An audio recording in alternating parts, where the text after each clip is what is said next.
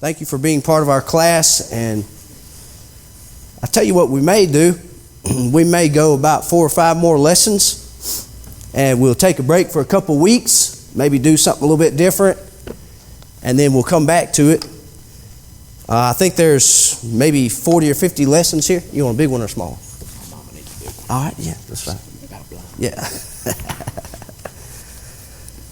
But anyway, I hope this lesson will help us to understand the importance of the church, all the different aspects of what goes on in the church, how it's governed, and things, how we can be involved. So anyway, today is a sort of a unique subject, one that I feel like this church has never struggled with. We have always been, I feel like, pretty good as far as being generous. I mean, I have seen you go above and beyond time and time again when there are even special needs. Several times I thought, man, this is kind of crazy. I remember the backpacks that y'all prepared for the foster children. I think even the people at the CPS office were a bit overwhelmed. So that was pretty neat to see all the people working together and things like that. So anyway, this may not be something that you feel like you need a refresher course in, but it is important to be reminded from time to time about how we give, what are the rules as far as giving is concerned, and that's what we want to talk about today. All right, let's begin in 2 Corinthians chapter 8. I'm going to introduce this in a way that's not mentioned in the book. This is something that I sort of gathered up on my own, and anyway, I hope that it helps. There was a politician, and he came to the preacher and he said, "Preacher, I want to know what I can do to help the church."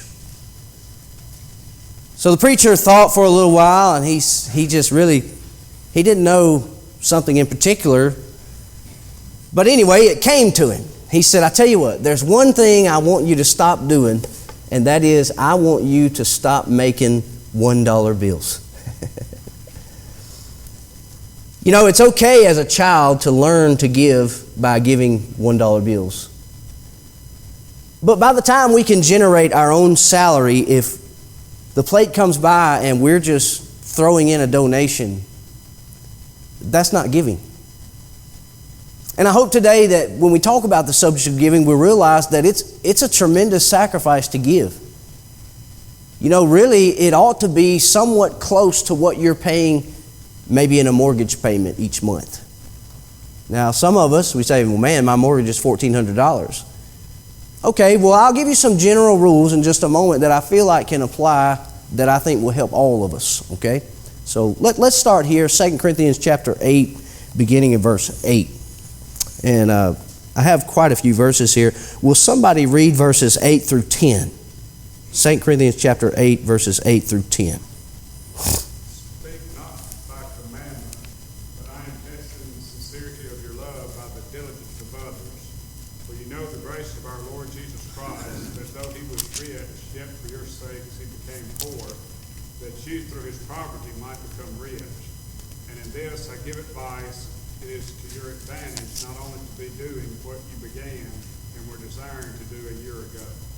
All right. This whole chapter is about what the churches in Macedonia were giving. Okay, in fact, you look at verse 1. "I want you to know, brothers, about the grace of God that has been given among the churches of Macedonia. For in a severe test of affliction, their abundance of joy and their extreme poverty have overflowed in the wealth of generosity on their part." These people were rich or poor? What do you think? You know, in Mississippi, we don't say they were poor, we say they were po. I mean, they were dirt poor. These people didn't have a lot of money, but he said, you know what, when you look at all the churches around, which ones are the best example of giving? And he said, it's the churches in Macedonia, hands down. But they didn't have a lot of money to give. How did they do that? What do you think is your opinion on how they were able to give so generously? What caused them to do that?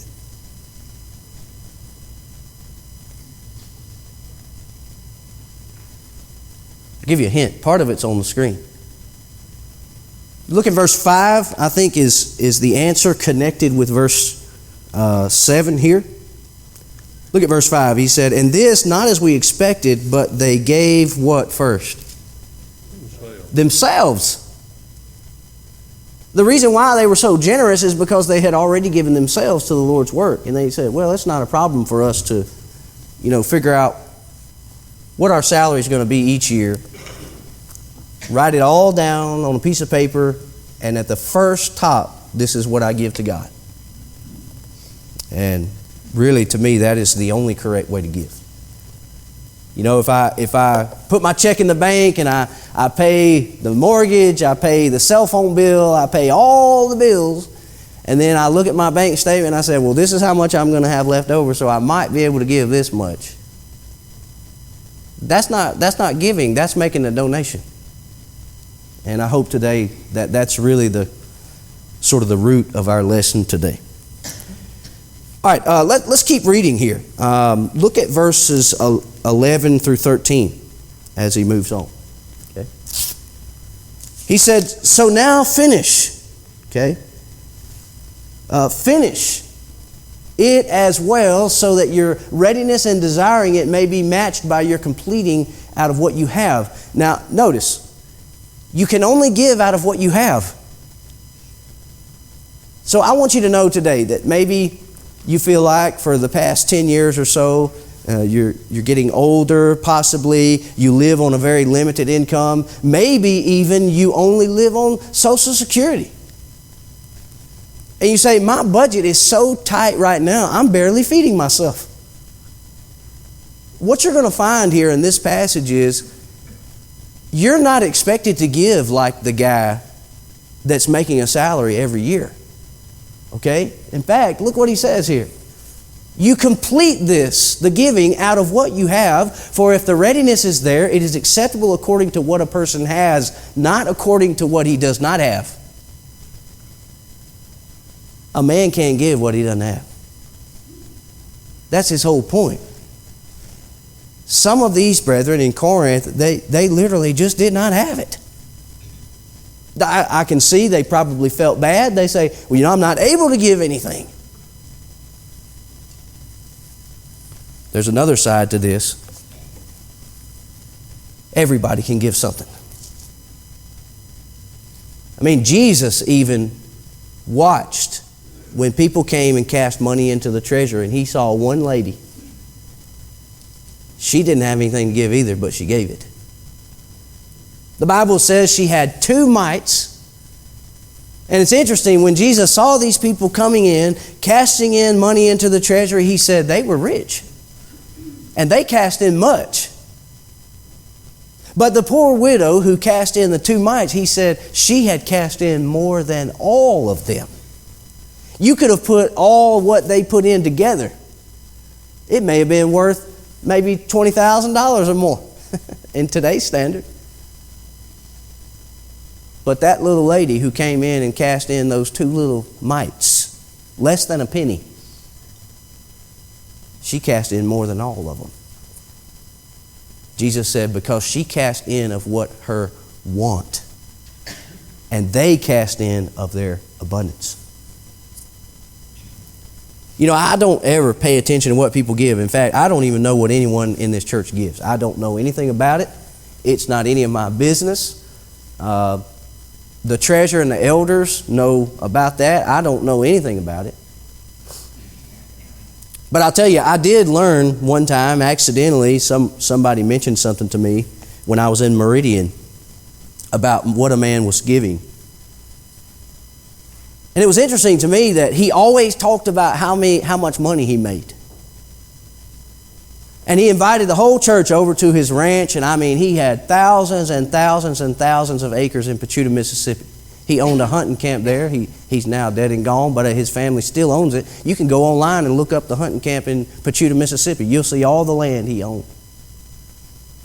He invited the whole church over there, and he walked us around. He talked about all the money he made. He talked about all the things that he owned. When I found out what he gave, I was shocked. Not only did he give less than I did, he gave less than most of the people in the congregation.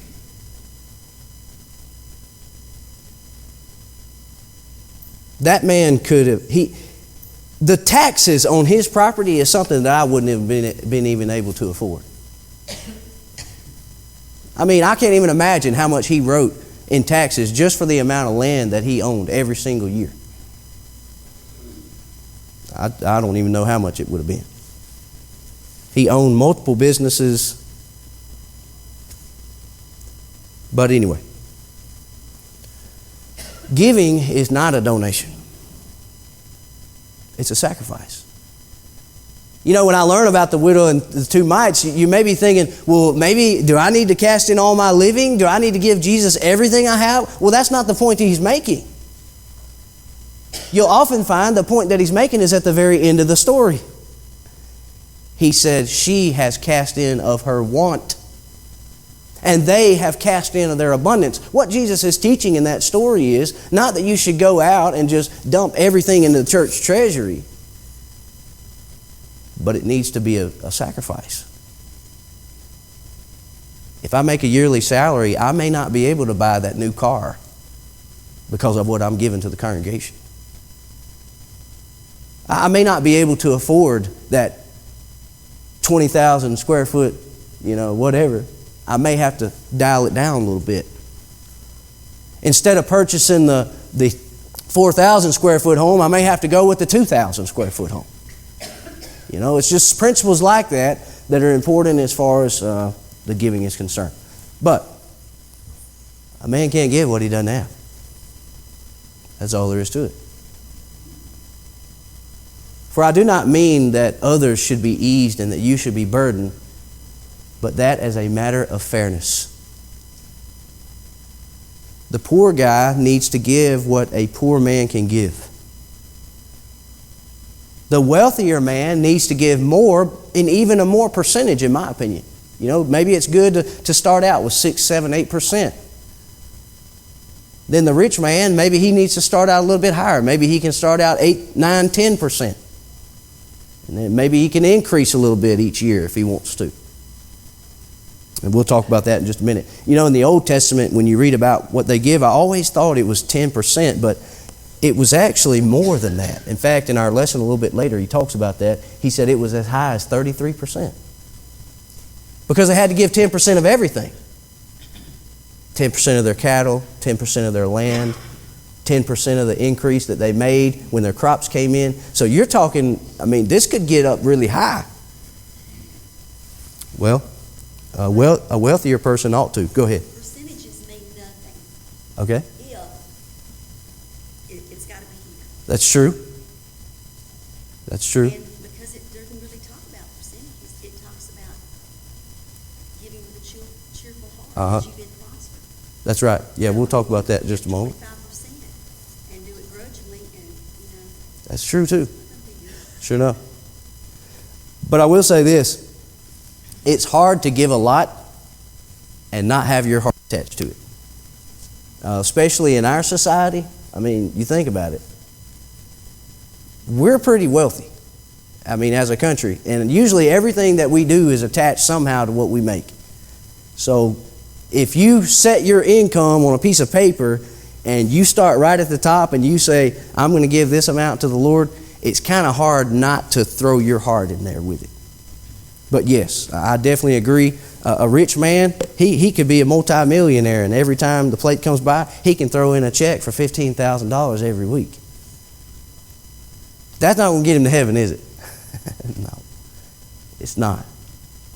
It's got to be a matter of love. And in fact, I'm glad you made that point, because you look in the previous passage in verse 8, he said, this is not a command. It's to prove the sincerity of your love.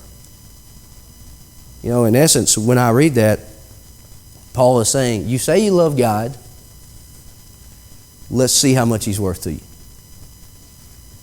I heard a preacher one time, it stuck with me when he said this. He said, I can tell you right now what I love, and I can tell you what you love. If you take your wallet, your checkbook, and your calendar, and you put them both together, He said, I can tell you right now, every person in this world, you could tell me what's most important to me by those two things.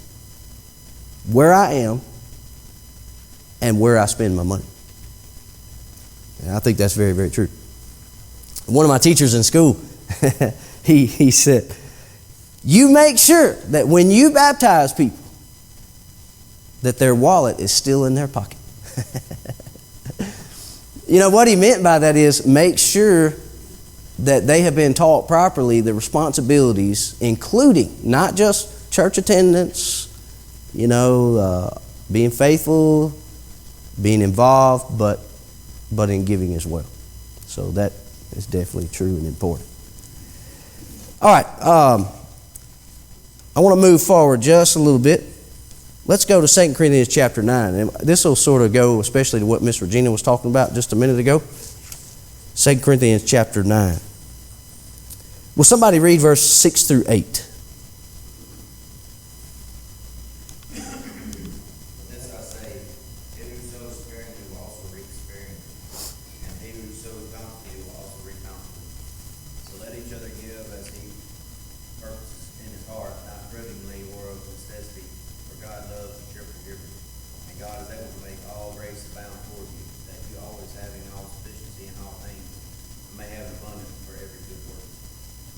Okay. Will you read verse 9 too there? As it is written, he has dispersed abroad, he has given to the poor, his righteousness endures forever. Right.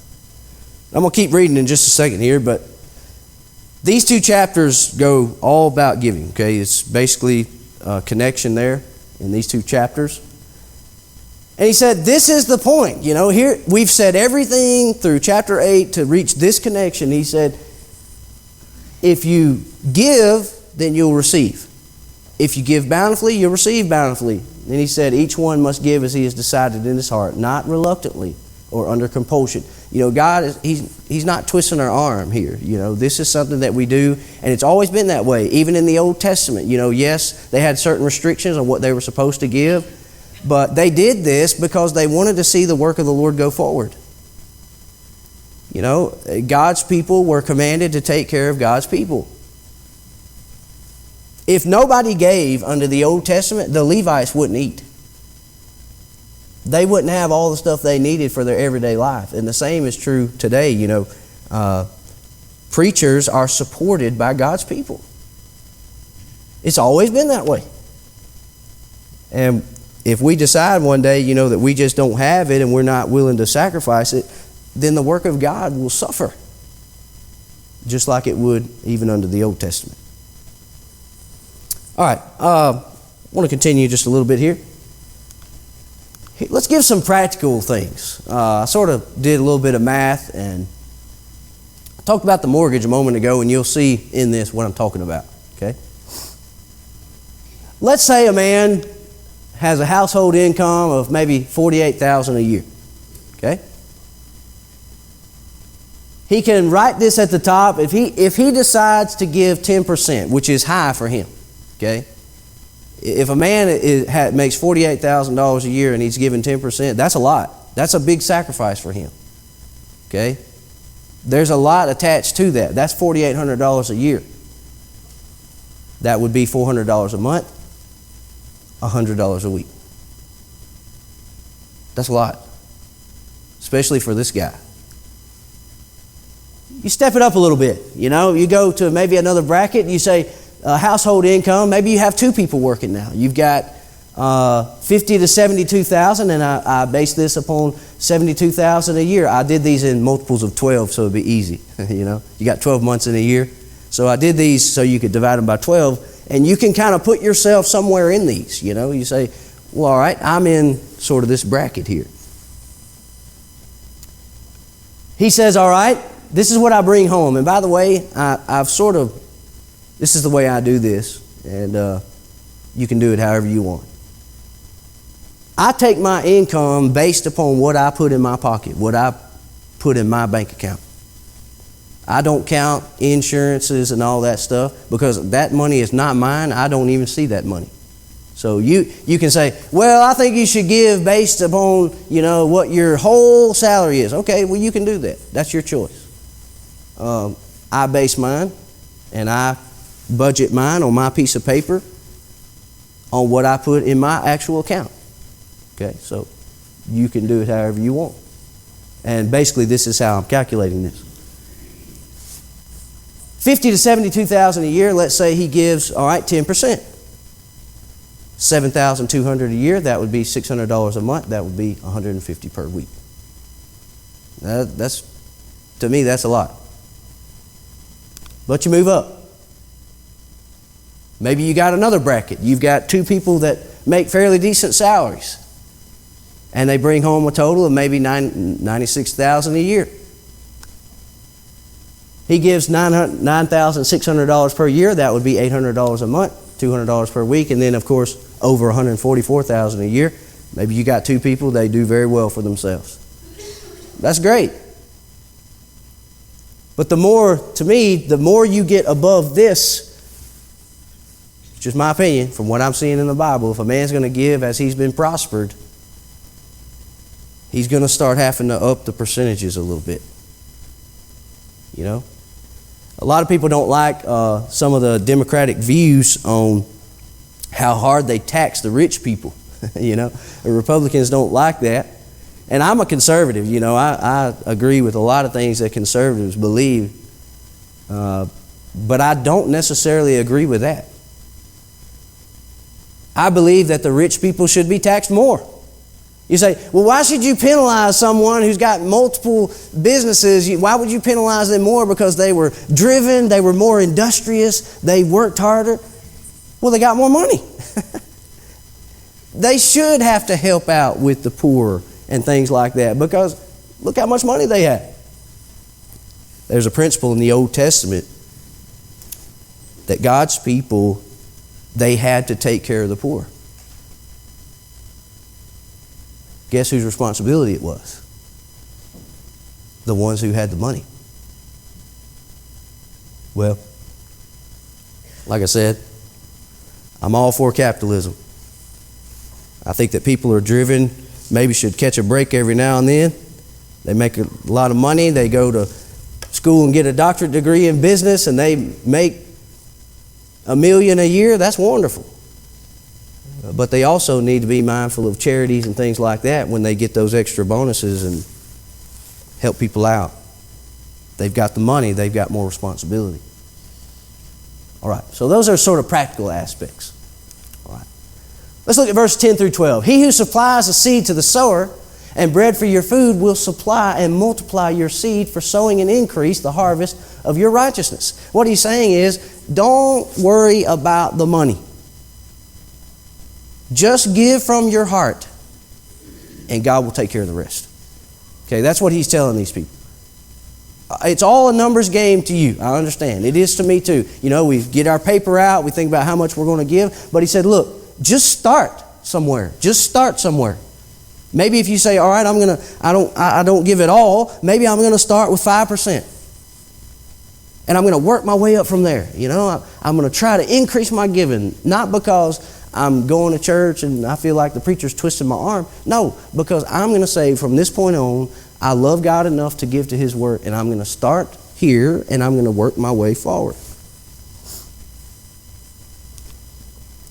Number 13. By their approval of this word, they will glorify God because of your submission that comes from your confession of the gospel of Christ and your generosity of your contribution. He said, people will start to see this. The work of God will increase because of what you're giving. He said, while they long for you and pray for you because of the surpassing grace of God upon you, thanks be to God for His inexpressible gift. Sure. If you go by that and your giving is $100, is your giving only counted to when you pass the plate and put that $100 in that plate? Or is your giving 50 in the plate and 50 to a mission to India? Or 50 to, you put your check in the envelope for another church mission? Or is that you're just talking about giving off the top, like in the plate Sunday morning? Sure. That's a good question.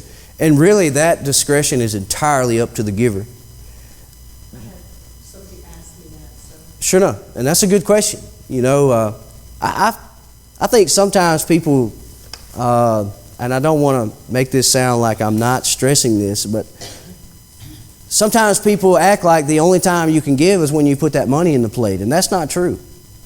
Okay? But I will say this congregation cannot operate without you giving to this congregation. And I see every week, we got the budget and then the offering. Just even last week, you were quite a bit above the budget, and I'm so proud of this congregation for that. And I will tell you, in meetings and stuff like that, we do have some budget things going on, especially of lately. We've got the church bus sitting outside. We've hired a youth minister. We've got a lot of things now that are really depending on our budget. When before we bought the church bus, before we hired the youth minister, it may not have been as near of a crunch. You know what I mean? But just for instance, in our meetings, we're talking about, pressure washing the building and kind of getting these things cleaned up in the parking lot and all that. Now, the parking lot's going to be taken care of, and I think they've already sprayed and getting ready to do that, by the way. But at any rate, it's the little things that are really eating us. So we thought, we're going to have to wait on fixing the boards and the power washing and all. And somebody spoke up in the meeting and just said, look, I'll help out with the power washing, because it's a budget crunch right now. So this church relies on what you give to this church. But I will say this. It is good for people, and I used to do this up until about 3 months ago. I need to get back doing this, to help a missionary every month. Now, for about 5 years, I was involved in this, and then I found out the man that I was giving to was not quite the man that I thought he was. So I cut it off. I said, no, I'm not giving any more money to that. But it is good to say something out there that say, all right, I'm going to give a little bit to the Lord's church, and then I'll try, maybe if it's even something small. It doesn't have to be something significant.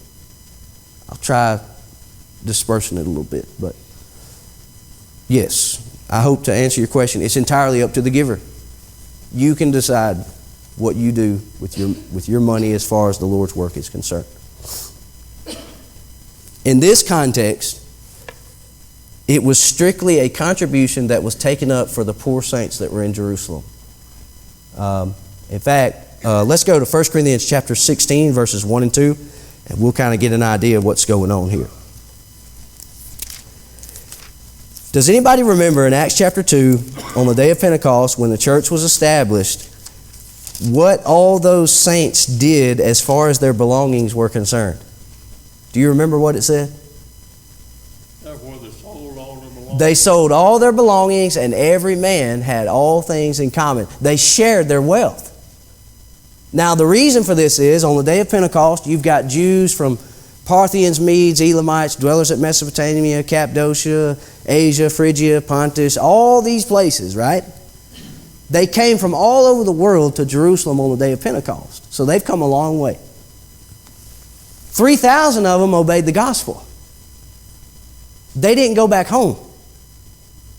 Most of all the Jews after the day of Pentecost, they would go back home, but it seems like a lot of them stayed there to learn more about what they had just obeyed.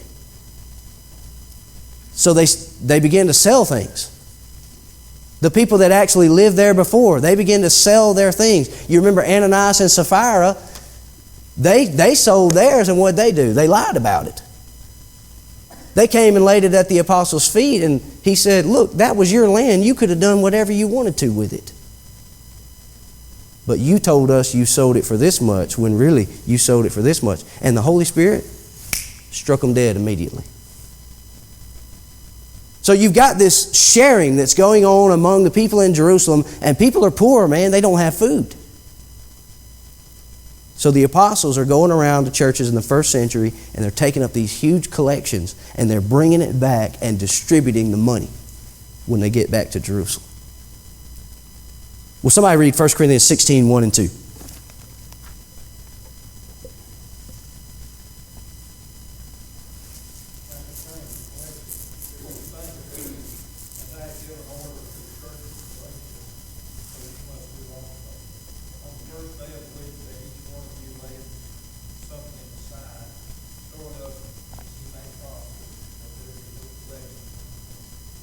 Okay.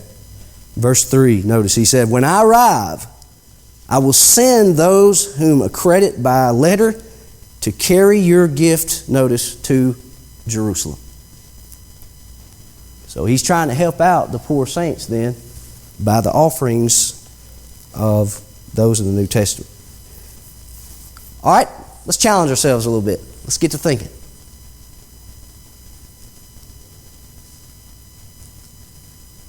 Is it right for the church to raise money in any other way?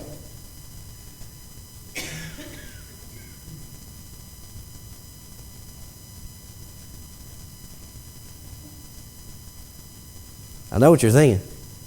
I don't know how to answer that. And in some ways, I don't know how to answer it either.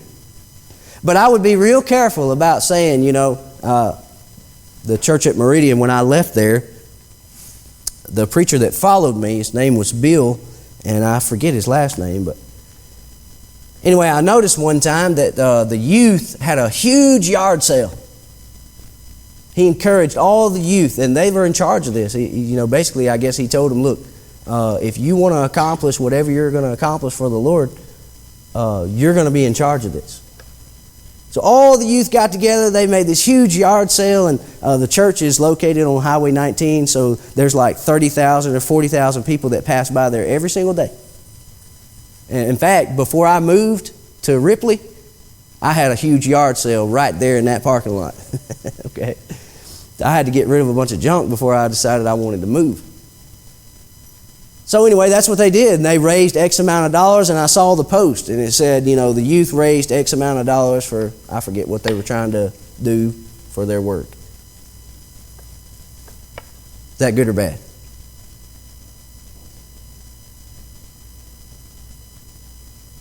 You can't really say. I mean, you can't. What verse are you going to use then to say that that's wrong? I don't know. I don't know. So anyway, that's just questions like that. I'll tell you what, some of my brethren, they would have jumped all over that youth and probably would have destroyed some of their faith. Some of that youth probably never would have came back to the church. Go ahead. Go back to Virginia's thoughts on that. It's coming from the heart. Yeah, I think so too. And we run into some problems then if we try to place laws where God didn't put them. And I'll tell you this, for instance, I raise money for missions a lot. And I have to send out letters to churches, and I'm telling you, it's a huge hassle. It is so annoying trying to raise money to go on a mission trip, but it's just part of it. Some people will find out about it, and they'll send you a check, and they may not be members of the church. You ever had that happen? Anybody in here ever had that happen? You raising money for a mission trip, and you didn't necessarily ask them, but they found out about it, so you have this check for maybe $150, and what are you going to tell them? Well, I'm sorry, you're not a member of the church, so I'm going to give this back to you. No, I wouldn't do that. One preacher said, hey, if somebody that is not living right hands you money for a mission trip, he said, the devil's had that money long enough.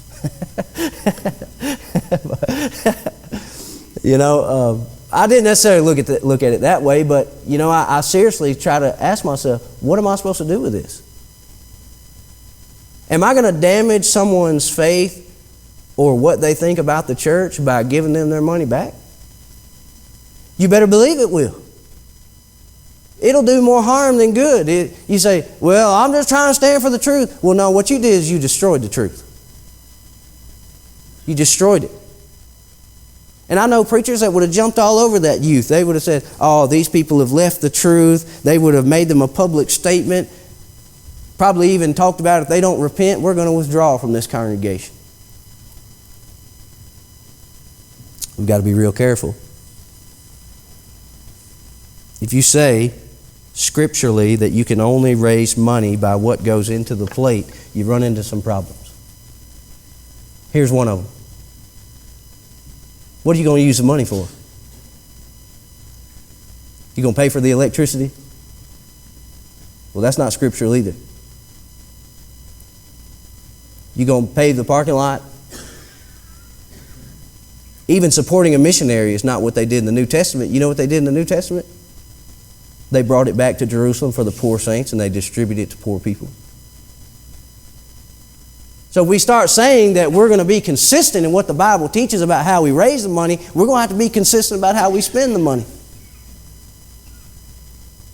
I understand there are rules that need to be followed as far as the Lord's work is concerned, where the money goes, how we raise money. There needs to be some rules. Well, to have a yard sale or whatever for the church treasury, now you think that's right? I don't think that's a good idea. No, but it'd be hard to prove that it's unscriptural. It would be hard to prove it. I wouldn't do it. Me personally, it would violate my conscience. I wouldn't feel like it's a good idea. The work of the church needs to be supported by members of the church. For instance, there are some denominations that actually have businesses that support their local church.